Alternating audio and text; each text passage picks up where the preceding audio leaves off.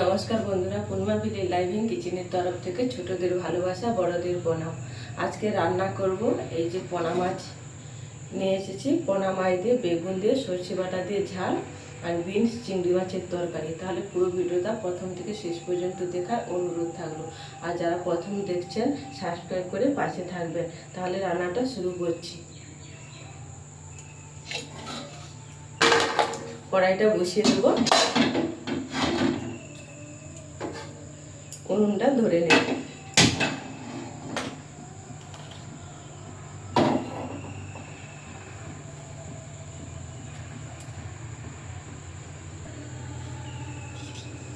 তেলটা গরম হয়ে গেছে, মাছগুলো ভেজে নেব।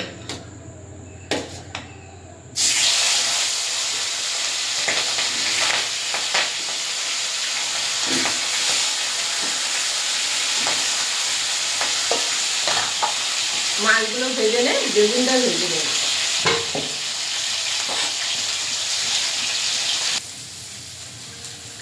বেগুনগুলো ভাজা হয়ে গেছে, এবার তুলে নেব। মাছের ঝালটা করব। কড়াইতে তেল দিয়ে দেবো, দিয়ে দেবো কালো জিরে,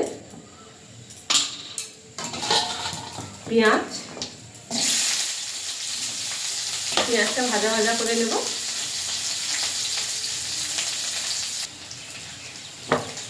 পেঁয়াজটা ভাজা ভাজা হয়ে গেছে, এবার দিয়ে দেবো আদা, লঙ্কার গুঁড়ো দিয়ে ভালো করে মশলাটা কষে নেব। আর দিয়ে দেবো টমেটো, ভালো করে মশলাটা কষে নেব। মশলাটা কষানো হয়েছে, বেগুনগুলো দিয়ে দিয়েছি, দিয়ে ভালো করে নেড়ে হালকা জল দিয়ে দেবো। একটু স্বাদ মতো লবণ দিয়ে দেবো, দিয়ে নেড়ে জল দিয়ে দেবো।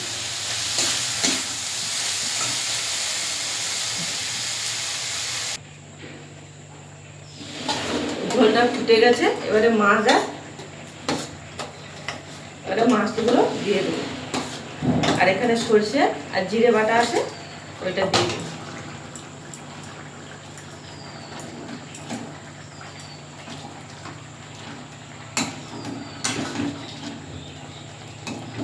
দিয়ে একটু ফুটে উঠলে নামিয়ে নেব।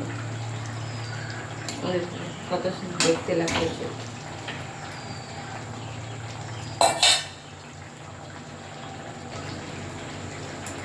মাছের ঝালটা হয়ে গেছে, বেগুন দিয়ে সর্ষে দিয়ে নামিয়ে নিয়ে কড়াটা দিয়ে বসিয়ে দেবো বিনস চিংড়ির তরকারিটা করব।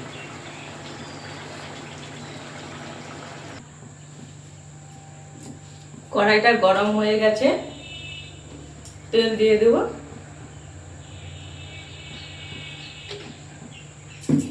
দিয়ে দেবো পাঁচফোড়ন,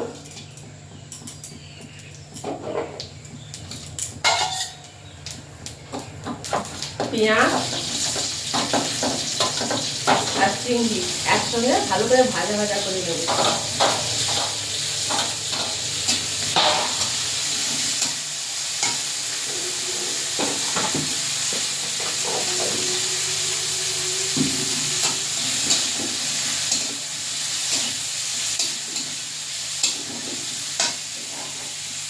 এভাবে ভেজে নিয়েছি, এবারে বিনস আর আলুটা দিয়ে দেব।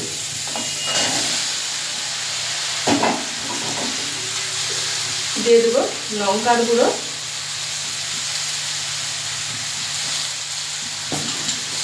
স্বাদ মতন লবণ,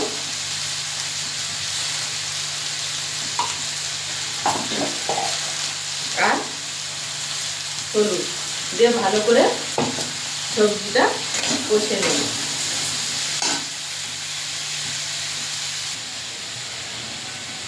সবজিটা ভাজা ভাজা করে নিয়েছি, এবারে জল দিয়ে ঢাকা দিয়ে দেবো।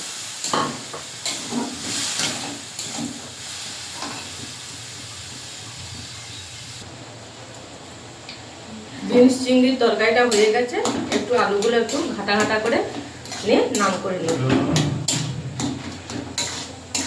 এবার একটু ভালো করে ঘেঁটে দেবো, দিয়ে নাম করে নেব।